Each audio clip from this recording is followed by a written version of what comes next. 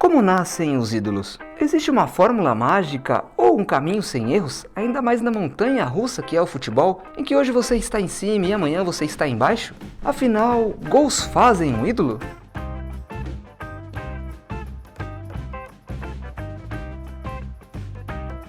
Personalidade faz um ídolo? FIFA dá um tempo. Liderança faz um ídolo? O que eu tenho para falar é Boca Juniors. Muito prazer. Fluminense. E idade faz um ídolo? Renato Portaluppi, mais conhecido como Renato Gaúcho ou Renate, já era ídolo aos seus 20 anos, lá em 1983. Também quem não seria após dar um título mundial ao seu clube. Renato começou sua carreira no Pequeno Esportivo, clube de Guaporé, no Rio Grande do Sul, sua cidade natal. Forte, driblador e confiante, o ponta-direita demorou pouco tempo para chamar a atenção do Grêmio, que passou a tê-lo na equipe principal em 1981.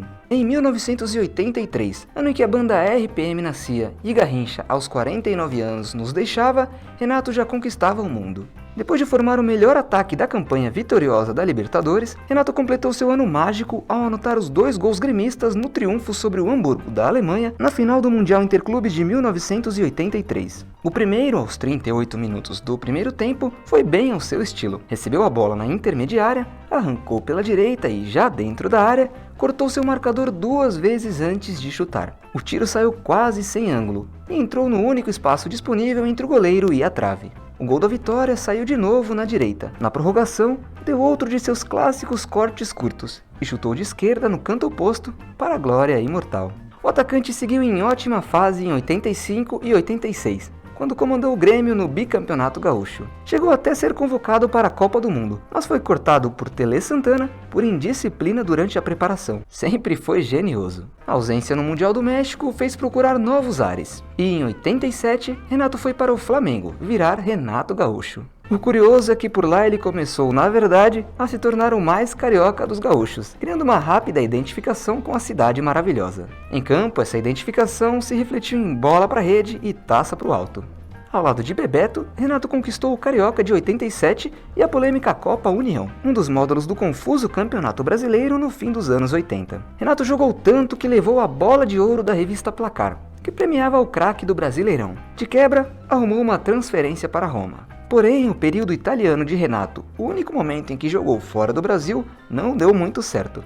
E em pouco mais de um ano voltou para o Flamengo e para suas praias do Rio de Janeiro. Depois de vencer a Copa América de 89 e a Copa do Brasil de 90, e de jogar apenas alguns minutos na Copa do Mundo do mesmo ano, Renato deu início a uma certa rodagem pelo futebol carioca. Foi vice do estadual de 91 com o Botafogo e campeão com o Fluminense em 95, quando fez outro de seus gols eternos, dessa vez de barriga. No meio de seu tour carioca, jogou e venceu a Copa Sul-Americana pelo Cruzeiro, quando fez uma histórica partida de 5 gols marcados. O 8-0 contra o Atlético Nacional em 92 é até hoje a maior vitória da Raposa em competições internacionais.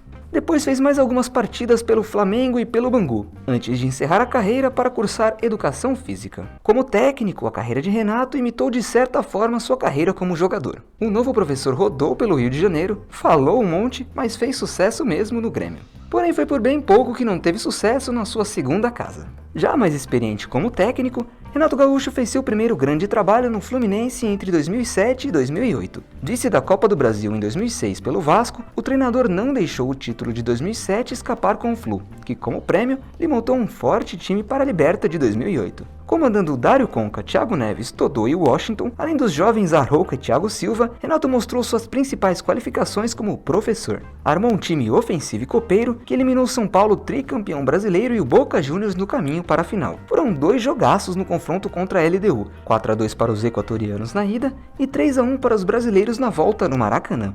Nos pênaltis, deu LDU. Para o Renato, deu ruim. A derrota na Libertadores marcou uma nova e difícil fase em sua carreira como técnico. Foi demitido do Fluminense na zona de rebaixamento do Brasileirão de 2008 e acabou rebaixado com o Vasco no mesmo ano. Depois, com passagens relâmpagos por Bahia e Atlético Paranaense, só encontrou paz no Grêmio. Ainda assim, foram necessárias 3 passagens em 6 anos para dar certo. Ser ídolo como treinador é muito mais complicado do que ser ídolo como jogador. Nas 2 primeiras passagens, montou bons times, sempre ofensivos e competitivos, mas sempre entrando na eterna dança das das cadeiras que é ser técnico no futebol do Brasil. Porém, em 2016, na terceira passagem, após a demissão de Roger Machado, Renato virou novamente o treinador do Grêmio. Ele pegou uma equipe bem montada por aquele que foi seu auxiliar em 2013 e seu comandado em 2007 e 2008. No fim, Renato só não repetiu o feito do Fluminense em 2007 porque foi melhor.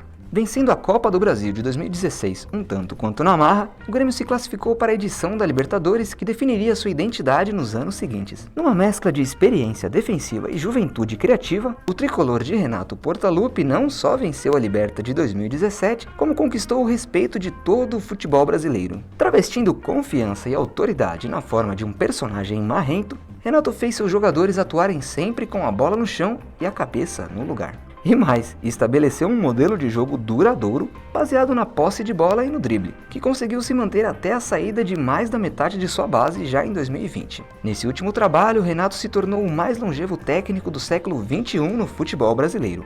Ganhou o busto no clube, o respeito do mercado e o reconhecimento da imprensa. Um legítimo ídolo. Só não deixou de ser falastrão. Em entrevista após o título gaúcho de 2018, Renato chegou a dizer: Cansado de dar volta olímpica. E só não disse mais porque acabou. A eliminação na Libertadores 2021 colocou um fim, ou um até logo, na história de Renato no Grêmio. Mas história é o que não falta na vida de Renato, uma mais curiosa que a outra. Em 85, por exemplo, Renato fez uma brincadeira com a reportagem do Globo Esporte que deu o que falar. Direto da concentração da seleção brasileira, Renato olhava para a câmera da Globo enquanto beijava flores e as jogava no chão, cada uma em homenagem a uma mulher. O problema era que os nomes das supostas namoradas eram, na verdade, nomes das mães de seus companheiros. Coincidência ou não, Renato acabou sendo cortado da lista para a Copa do Mundo de Tele Santana em 86, por motivos de indisciplina.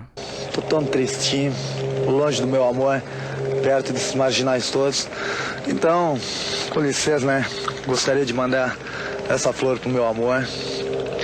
Bom, dá licença, né? Aproveitando o tempo também. Mandar uma pro outro, meu amor, a Carla. Patrícia, jamais esqueceria. A Zilda, inclusive uma aqui em Belo Horizonte, outra em São Paulo. Toma, meu amor, também. Enfim, pra outra, a Patrícia. Pra Maria, meu Deus. Pro meu amor, a Carlinha. Mônica, você não poderia. Eu jamais esqueceria de você. Toma, Mônica, meu Deus. Um feliz dia dos namorados pra todas elas e pra vocês.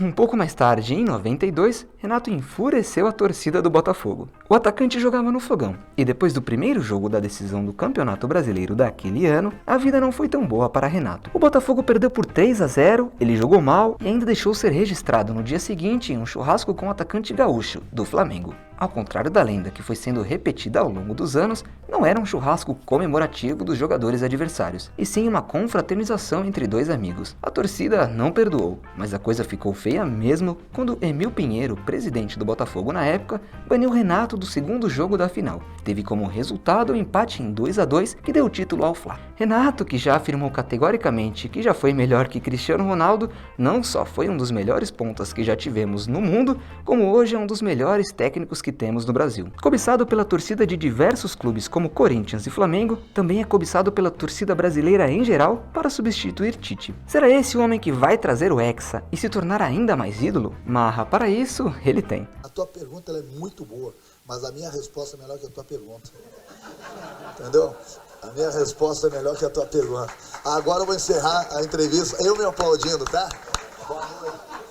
E se você chegou até aqui, já sabe, né? Deixa o like, se inscreve no canal, ativa o sininho, que é pra não perder nenhuma outra história que a gente vai trazer aqui no Curioso. Beleza? Cuide-se bem, fique em paz e vamos temer!